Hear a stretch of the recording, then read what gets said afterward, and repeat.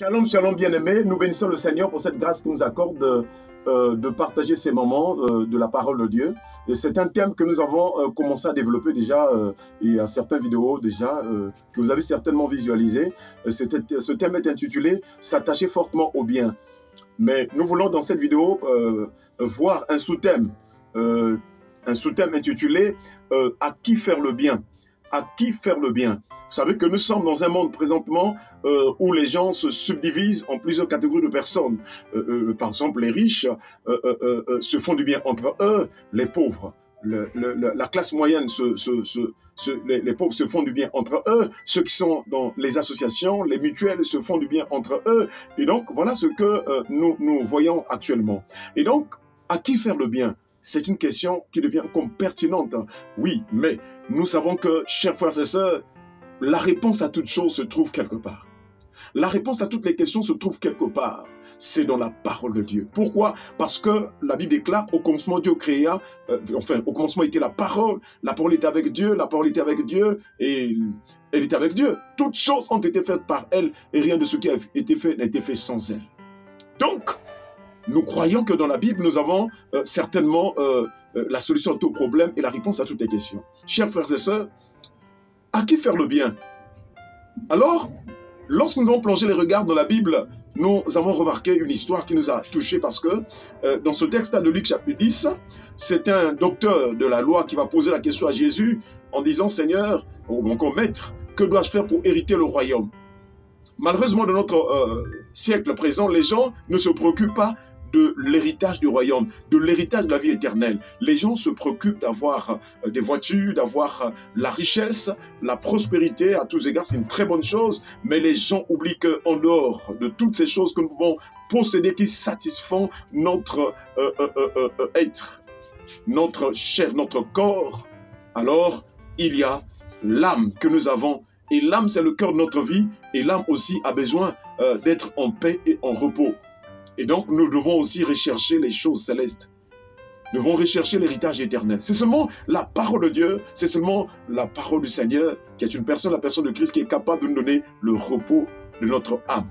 Chers frères et sœurs, et donc, ce docteur, malgré sa connaissance élevée dans la loi, il va poser la question à Jésus pour dire « Maître, que dois-je faire pour hériter le royaume ?» Jésus lui dit « Qui lis-tu dans la loi? Qu'est-ce que tu lis dans la loi ?» Et donc, le docteur de loi avait compris que Dieu le ramenait, le Seigneur Jésus lui ramenait à plonger le regard sur la loi, et notamment la loi, il est écrit qu'il y a deux lois fondamentales, donc il y a l'amour envers Dieu et l'amour envers le prochain. Et donc, le docteur de la loi va commencer à citer cette écriture en disant, il est écrit, tu aimeras le Seigneur ton Dieu de tout ton cœur, de toute ton âme, de toute ta force, de toute ta pensée, et ton prochain comme toi-même. C'était une bonne réponse. Jésus lui répondit en disant, fais cela et tu vivras. Mais le docteur, voulant se justifier, reposa la question à Jésus en disant « Et qui est mon prochain ?» Voyez-vous, un docteur qui a un niveau de connaissance élevé, il dit « Qui est mon prochain ?» Donc c'est un réel problème. Aujourd'hui, beaucoup de gens ne savent pas qui est le prochain, et du moins encore, beaucoup de gens ne connaissent pas le sens de notre prochain, le sens de qui est le prochain. Et c'est pourquoi les gens se sont classés en catégories pour faire du bien à peut-être à leurs proches, ainsi de suite. Et donc, c'est là où Jésus va donner donc une parabole qui nous a touchés, la parabole du bon samaritain. Je vais paraphraser pour aller vite. Alors, dans cette parole, Jésus dit, un homme descendait de Jérusalem à Jéricho, et voici que cet homme va tomber entre les mains des brigands qui le chargèrent de coups, qui le dépouillèrent, le chargèrent de coups, et s'en allèrent en le laissant à demi-mort. Voici donc, sur cette voie, sur ce chemin, alors un sacrificateur va passer. Un sacrificateur passa outre. Ce sacrificateur va passer laissant cet homme dans la douleur des coups qu'on lui avait chargés. Le sacrificateur, malgré sa connaissance de la loi ou encore du service qu'il fait dans le temple, le sacrificateur est celui qui est censé mettre le pont, et il est comme le pont entre le peuple et Dieu. On sait qu'on sait les sacrifices pour le péché. Chers frères et sœurs, mais il est passé. Il n'a pas eu compassion de la personne qui était dans la douleur. Ensuite, un lévite passa. Le Lévite aussi, c'est un serviteur de Dieu, une personne consacrée pour l'œuvre du Seigneur, mais le Lévite aussi passa outre. Du moins, dans ces deux catégories de personnes, nous voyons que, sûrement nous aussi, les serviteurs de Dieu, nous nous retrouvons dans cette histoire. Parce qu'il y a beaucoup de serviteurs de Dieu qui, aujourd'hui, n'ont pas compassion. Ils prêchent bien la parole, ils convainquent les gens, mais quand il s'agit d'aider, de soutenir, de faire du bien à son prochain, alors, ça, nous nous comportons comme le sacrificateur et comme aussi le Lévite. La troisième personne qui va passer par cette voie, c'est un Samaritain. Oh, gloire à Dieu. Quand le Samaritain arrive, la Bible déclare, il eut compassion. Il fut ému de compassion pour cette personne qui était vraiment qui était tout tombée à demi-mort.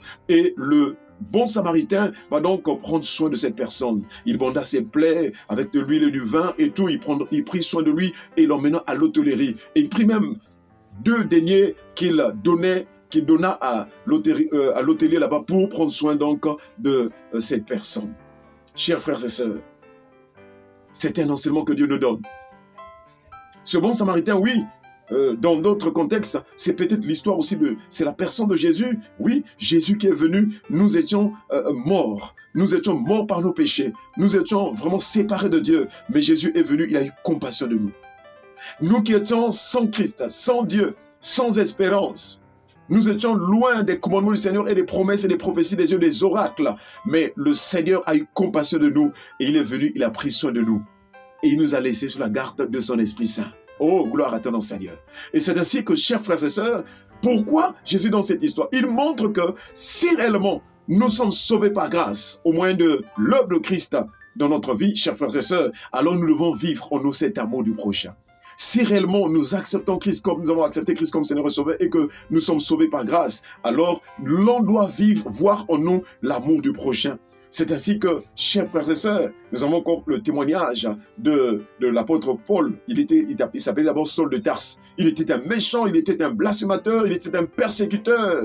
Bien qu'il était attaché à la loi, il était sans reproche à l'égard de la loi. Mais lorsque l'apôtre Paul, qui était Saul de Tarse, a reçu le Seigneur Jésus comme Seigneur et Sauveur dans sa vie, il était transformé, changé. Et c'est ainsi que lui-même, Paul, lui dit, l'amour de Christ nous presse.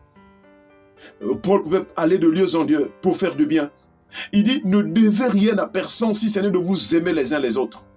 Chers frères et sœurs, l'amour n'a pas de couleur. L'amour n'a pas de... J'allais dire, le bien n'a pas de couleur. Le bien n'a pas de race. Le bien n'a pas de tribu. Le bien n'a pas d'ethnie. Le bien, nous devons faire le bien à quiconque. Le Seigneur nous donne beaucoup d'enseignements. Lorsque nous partons pour se faire soigner à l'hôpital, est-ce que nous rencontrons souvent des gens qui sortent des mêmes origines que nous? Non. Nous rencontrons des gens qui sont d'autres origines, mais ils prennent soin de nous. C'est ça l'amour du prochain. L'amour n'a pas de congrégation religieuse. Que moi je suis peut-être de l'église catholique, je suis de l'église protestante, je suis dans des assemblées de Dieu, des églises de réveil. Non, l'amour du prochain est un amour que nous faisons à quiconque que nous rencontrons sur notre voie et dans notre passage, sans pourtant tenir compte des origines. Fais le bien à ton prochain. C'est un principe de Dieu, c'est une loi de Dieu, chers frères et sœurs. Et si nous faisons du bien à notre prochain, nous vivons donc l'amour de Dieu. Et c'est ce qui sauvera notre âme. Parce qu'il n'y a que deux ordonnances. Encore, je dirais, dans l'Ancienne Alliance, dans le 10 commandements, il y avait 2 tables. L'une des tables parlait donc l'amour envers Dieu et l'autre table parlait l'amour envers notre prochain. Tu ne peux pas dire que tu aimes Dieu si tu ne manifestes pas l'amour envers ton prochain. Que Dieu nous aide à être comme le bon Samaritain, à produire cet amour. Où que nous trouvions, au service, à l'école, au marché, dans le voisinage, dans le quartier, dans toutes les relations qu'on va rencontrer, les gens qu'on va rencontrer en route, même si nous ne savons pas d'où ils viennent, nous devons leur apporter l'amour. Voilà ce que Dieu attend de nous. Comme le bon Samaritain, nous devons apporter l'amour à notre prochain. C'est ainsi que notre âme sera en paix et Dieu nous bénira certainement. Que Dieu nous accorde ce cœur qui fasse du bien, qui manifeste cet amour véritable dans le nom de Jésus. Et que si jamais les années passées, si vraiment nous avons passé beaucoup d'années dans la méchanceté, dans le mal, alors que cette année, à travers ce message, que Dieu remplisse notre cœur de l'amour du prochain. Dans le nom de Jésus, nous avons ainsi prié. Soyons bénis. Amen.